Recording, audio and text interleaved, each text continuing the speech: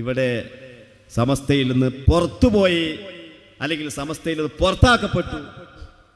അങ്ങനെ പൈമലാണ് ഇത് ലാസിമാണോ മുതഅദ്ദിയാണോ എന്നൊക്കെയാണ് ഇപ്പോൾ അവർ തർക്കിക്കുന്നത്.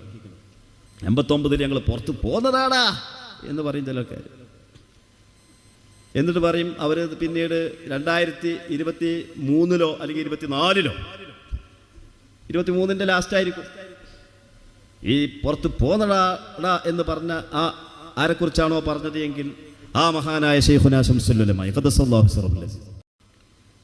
ആ ആളുകൾ പിന്നീട് അവസരം കിട്ടിയപ്പോഴാണ് പിളർന്നു പോയതാണ്. അപ്പോൾ അവർ 2023 ലാസ്റ്റിൽ അവർ വരക്കൽ മഖാമിൽ വന്നുകൊണ്ട് സിയാറത്ത് ചെയ്യുകയാണ്. ആരുടെ സിയാറത്ത്? ശൈഖുനാ ശംസുൽ ഉലമാ ഖദ്ദസല്ലാഹു സിറഹുൽ അസീസ് തങ്ങളുടെ അവരുടെ സിയാറത്ത് ചെയ്യാം. അപ്പോൾ സിയാറത്ത് ചെയ്യുമ്പോൾ അതിൻ്റെ അർത്ഥം എന്താണ്? ഇത് സിയാറത്ത് ചെയ്യപ്പെടേണ്ട ആളാണെന്നല്ലേ. അപ്പം അങ്ങനെ റൂട്ട് മാറി സഞ്ചരിച്ച ആൾ, സുന്നത്ത് ജമാഅത്തിൽ നിന്ന് വഴിമാറിപ്പോയ ആൾ, അവരുടെ ഖബർ സിയാറത്തും നല്ലോ ശ്രദ്ധിക്കണം. അപ്പം നമ്മളെ ആൾക്കാർ ചോദിച്ചു, ഇപ്പോഴത്തെ കാലത്ത് ഏതൊരു കാര്യം സോഷ്യൽ മീഡിയ വിചാരണ ചെയ്യുമല്ലോ. അപ്പം നിങ്ങളല്ലേ പറഞ്ഞത് ഇറങ്ങി പോന്നടാടാ എന്ന് പറഞ്ഞിട്ട് റൂട്ട് മാറി സഞ്ചരിച്ച ആൾ എന്ന് ആക്ഷേപിച്ച ആ ആളുടെ ഖബറിങ്കൽ ഭവ്യതയോടുകൂടി പോയിട്ട് അവിടെ നിന്നിട്ട് സിയാറത്ത് ചെയ്യുമ്പോൾ അതിൻ്റെ അർത്ഥം എന്താണെന്ന് നമ്മൾ ചോദിച്ചിരുന്നു. പല ആളുകളും ചോദിച്ചിരുന്നു. നമ്മൾ ചോദിച്ചു എന്ന് പറഞ്ഞാൽ പല ആളുകളും ചോദിച്ചു. അപ്പോൾ അതിന് മറുപടി ഒരാൾ ആളെ പേരൊന്നും ഇപ്പോൾ നമ്മൾ പറയണ്ടല്ലോ.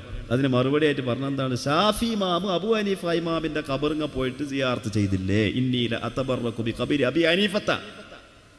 ഞാൻ അബു ഹനീഫ ഇമാമിൻ്റെ, അബു ഹനീഫ ഇമാം എന്ന് പറഞ്ഞാൽ എന്നാ വഫാത്താണിത്? ഷാഫി ഇമാം ജനിക്കണത് ഹിജറ 150 ഷാഫി ഇമാം ഹിജറ ജനിക്കണത് 100. ആ വർഷത്തിൽ തന്നെയാണ് അബു ഹനീഫ ഇമാം മരിച്ചും പോയിട്ടുണ്ട്. അപ്പോൾ അബു ഹനീഫ ഇമാമിന് ഷാഫി ഇമാം കണ്ടിട്ടല്ല. പക്ഷേ ഷാഫി ഇമാം അബു ഹനീഫ ഇമാമിൻ്റെ ഖബറിങ്ങൾ പോയിട്ട് ബർക്കത്തെടുക്കും. എന്തെങ്കിലും പ്രശ്നങ്ങൾ 2 റക്അത്ത് സുന്നത്ത് നിസ്കരിച്ചിട്ട് അവിടെ പോയിട്ട് ബർക്കത്തെടുക്കും. എന്നിട്ട് അധികം താമസിയാതെ തന്നെ ഷാഫി ഇമാമിൻ്റെ ആവശ്യങ്ങൾ നിറവേറ്റപ്പെടും എന്ന് ഷാഫി ഇമാം പറയുന്നുണ്ട്. അപ്പോൾ അവിടെ കുനൂത്ത് ഓതണോതല്ലേ? ഷാഫി ഇമാമും അബു ഹനീഫ ഇമാമും തമ്മിൽ വീക്ഷണ വ്യത്യാസമുണ്ട്. സുബഹിക്ക് കുനൂത്ത് സുന്നത്തുണ്ടോ? ഷാഫി ഇമാം പറയുന്ന സുന്നത്തുണ്ട്, അബു ഹനീഫ ഇമാം പറയുന്ന സുന്നത്തില്ല. അപ്പോൾ വീക്ഷണ വ്യത്യാസം വന്നില്ലേ? വീക്ഷണ വ്യത്യാസം വന്നാലും സിയാറത്ത് എന്താ ചെയ്തൂടെ? ഷാഫി ഇമാം സിയാറത്ത് ചെയ്തില്ലേ എന്നാണ് ചോദ്യം.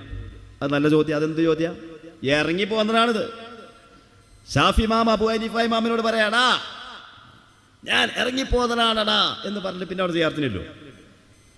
എന്ത് വർത്താനാണ്? അല്ലേ പുറത്താക്കിയത്? കുനൂത്തിൽ അഭിപ്രായ വ്യത്യാസം പോലെയാണോ അപ്പോൾ അത്? അതേ സമയത്ത് ബഹുമാനപ്പെട്ട ഹസനുൽ ബസരി റളിയല്ലാഹു തആല അൻഹു ബഹുമാനപ്പെട്ടവരുടെ സദസ്സിൽ നിന്ന് മുഅ്തസിലികളെ പുറത്താക്കി.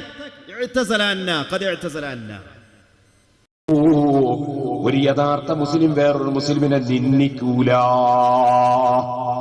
ഒരാള് മറ്റൊരാളെ നിന്ദിക്കുന്നുണ്ടെങ്കിൽ അവൻ യഥാർത്ഥ മുസ്ലിം അല്ല.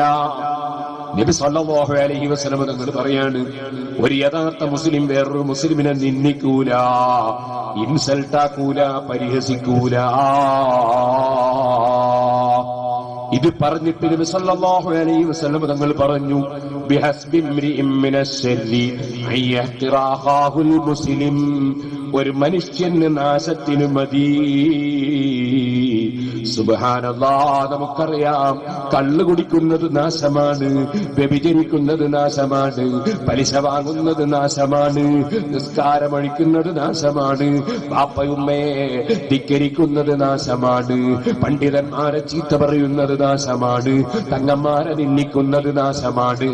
അതേ, ആയിരക്കണക്കിന് വലിയ വലിയ തെറ്റുകുറ്റങ്ങളുണ്ട്.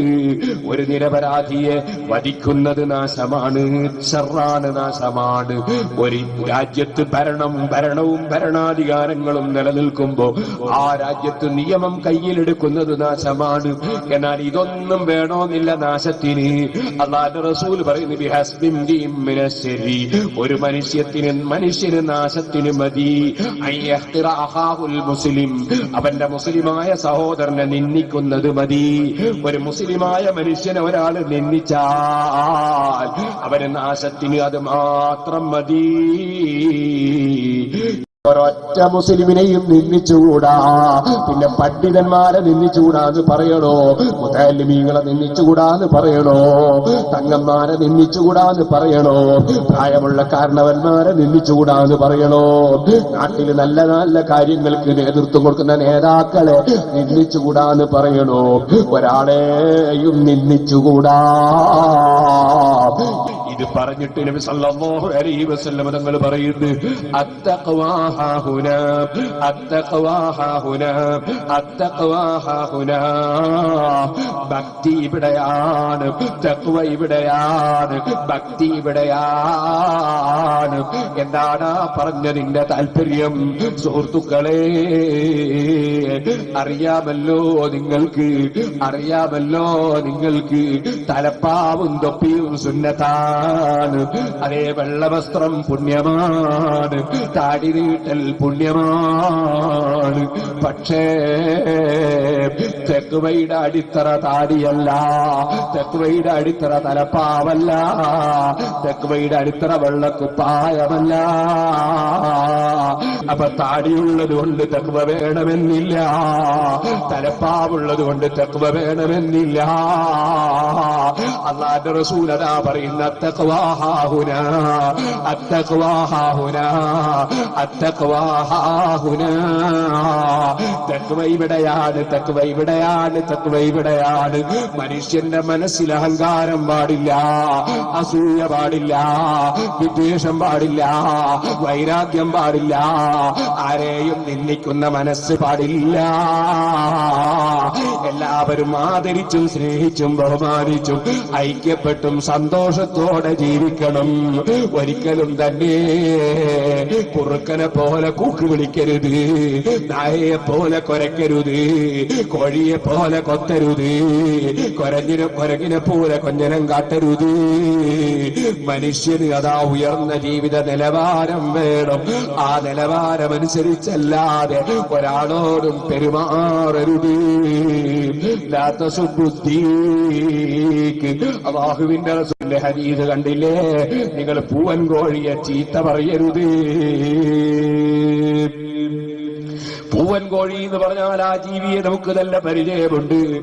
സുബ്ഹാനല്ലാഹ്, സുബ്ഹാനല്ലാഹ്. ചിലപ്പോൾ നജസ് തിന്നും, ചിലപ്പോൾ നജസ് തിന്നും, ചിലപ്പോൾ പറയുന്നത് പൂവൻ കോഴിയെ നിങ്ങൾ ചീത്ത പറയരുത്.